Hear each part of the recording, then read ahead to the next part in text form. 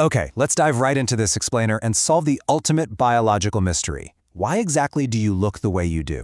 If you're a 10th standard student getting ready to crush your science exams, or honestly, just someone who's ever wondered why you have your mom's eyes or your dad's height, you are exactly where you need to be. Today, we're cracking the heredity code. We're going to take some pretty complex science and break it down so it's super simple, really easy to visualize, and actually fun to learn. So get ready to unlock the secrets hiding right inside your own DNA. To kick things off, I want you to imagine looking out at a massive sugarcane field. Have you ever noticed that all those plants look practically identical? Literally, every single stalk looks like a perfect carbon copy of the one right next to it. Now, think about your own family. You and your siblings might share a few similarities, sure, but you look totally different from each other. So why does the sugarcane field look like an army of clones, while your family looks like a mix-and-match collection of totally unique traits? Here's the interesting part. The core difference here comes down to two totally different biological processes. Sugarcane primarily relies on asexual reproduction. In asexual reproduction, the DNA is just copied straight over from a single parent, which means there are barely any changes at all, creating identical clones. But humans, we're a product of sexual reproduction. Because two different individuals are involved, the genetic material gets completely mixed up, creating tons of unique variations. And that, my friends, is exactly why you are completely one of a kind. Section 1. Survival of the fittest, and zooming in. But why does this happen? Why does Mother Nature even bother to create all this variation? Why not just make perfect copies every single time? Well, it turns out that variation isn't just about looking different. It's literally the ultimate cheat code for staying alive. Think of genetic variation like a secret superpower. Imagine a population of bacteria, and suddenly, boom, there's a massive deadly heat wave. If all those bacteria are perfectly identical clones and none of them can handle the heat, the entire population just gets wiped out. But if there is variation, if just a few random bacteria happen to have a trait that makes them heat resistant, they survive the heat wave while all the others perish. They live on to reproduce. So variations actually promote survival in a changing environment. So where are these life-saving variations actually hiding inside of you? Let's break this down by zooming into your body step by step. Imagine zooming way into your hand. You see a single cell. Go deeper, right into the center, the nucleus. Inside that nucleus, you'll find these tiny thread-like structures called chromosomes. Zoom into a single chromosome, and you'll see it's made of a long, twisting molecule called DNA. And finally, if you look at just one specific tiny little section of that DNA, you found it. A gene. Grab a pen and write this down, because it's an absolute exam favorite. A gene is the basic unit of heredity. It's a specific segment of DNA that contains the actual physical information about how an organism functions and grows. Think of it like the instruction manual that dictates your specific traits, like whether you'll have light or dark eyes, or whether you'll grow to be tall or short. But how many of these instructions do we actually have? Don't let the math confuse you here. It's actually really simple. Every normal human body cell, your skin, your heart, your brain, has exactly 46 chromosomes, arranged perfectly in 23 pairs. You got 23 from your mom and 23 from your dad. But here's the catch. Your germ cells, meaning the sperms and eggs, only carry exactly 23 single chromosomes. Why? So that when a sperm and an egg combine to form a new baby, that magic number of 46 is perfectly reset. Section 2. Mendel's pea plant magic.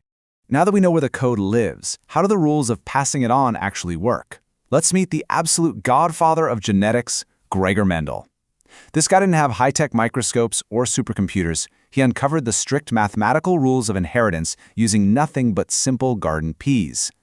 He started by crossing a pure tall plant, which we represent with 2 capital T's, with a pure short plant represented by 2 small t's. This specific setup is called a monohybrid cross, because mono means one. We are intentionally ignoring everything else, like the flower color or the pod shape, and we're only looking at one single feature, height. In the very first generation, all the children of those plants turned out tall. It was like the short trait had just completely vanished into thin air. But Mendel was a genius. He took those tall children and self-pollinated them. He used a super handy tool called a Punnett square to map out all the possible combinations of the parent gametes. And guess what happened in the next generation? Boom! A short plant magically reappeared. This revealed that the short trait was just hiding all along, not gone. This brings us to a golden number. Burn this visual into your brain. 3, 2, 1. This is the magic phenotypic ratio, meaning the visible, observable ratio for a monohybrid cross. Whenever you cross two of those first-generation mixed plants, you will consistently get 3 tall plants for every 1 short plant. 3, 2, 1. It is a literal rule of nature. And this brilliantly illustrates our next core concept, the difference between dominant and recessive traits. So the absolute crucial point here is that a dominant trait, like the capital T for tallness, is the boss. If it's in the room, it shows up and takes charge. The plant will be tall. But the recessive trait, the small t for shortness, takes a back seat. It stays completely hidden unless it is perfectly paired with another recessive small t gene. Section 3. The dihybrid cross. Mixing things up. So we know how one trait behaves. But what happens if we complicate things and look at 2 features at the exact same time? Do traits travel together like best friends? Or do they mix things up? Mendel wanted to test this, so he crossed a plant that had round yellow seeds with a plant that had wrinkled green seeds. He wanted to see if the round shape and the yellow color were somehow permanently glued together. If a seed was round, did it always have to be yellow in the future generations? The result gave us another massive ratio. And you guys, this is your exam gold for a dihybrid cross. 9 to 3 to 3 to 1. When the plants reproduced, Mendel didn't just get the original parent combinations, he got brand new combinations. He got completely round seeds that were green and wrinkled seeds that were yellow. This proved a massive scientific law. Traits are inherited completely independently of each other. Shape doesn't care about color, they mix and match freely. Section 4. The ultimate exam hack. How do traits actually work?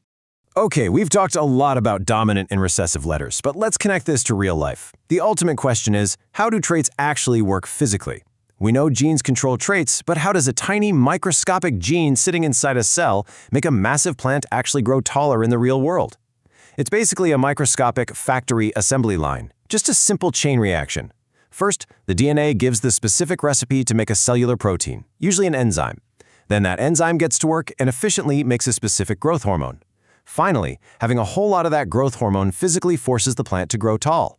If the DNA recipe is broken, the enzyme is broken, the hormone isn't made, and the plant stays short. It's really that direct. Section 5. Boy or girl. The science of sex determination. Let's see how this builds into a fascinating human application. How exactly is a baby's biological sex determined? Is it just random? Is it up to the mother or the father? Let's look at the actual genetic science behind this. Out of your 23 pairs of chromosomes, the 23rd pair are your sex chromosomes. A mother's 23rd chromosome pair is always XX. That means she can only ever pass an X chromosome to her child. But a father's 23rd pair is XY. He can pass either an X or a Y. So the absolutely crucial takeaway here is that the father's genetic contribution is the sole biological decider of the baby's sex. If he gives an X, it's a girl. If he gives a Y, it's a boy. And because the father produces sperm in the millions, and there is an exact equal chance of any single sperm carrying an X or a Y chromosome, the math is perfectly balanced. Just like flipping a coin, there is always a strict 50% probability for the baby to be a boy and a 50% probability for it to be a girl, every single time.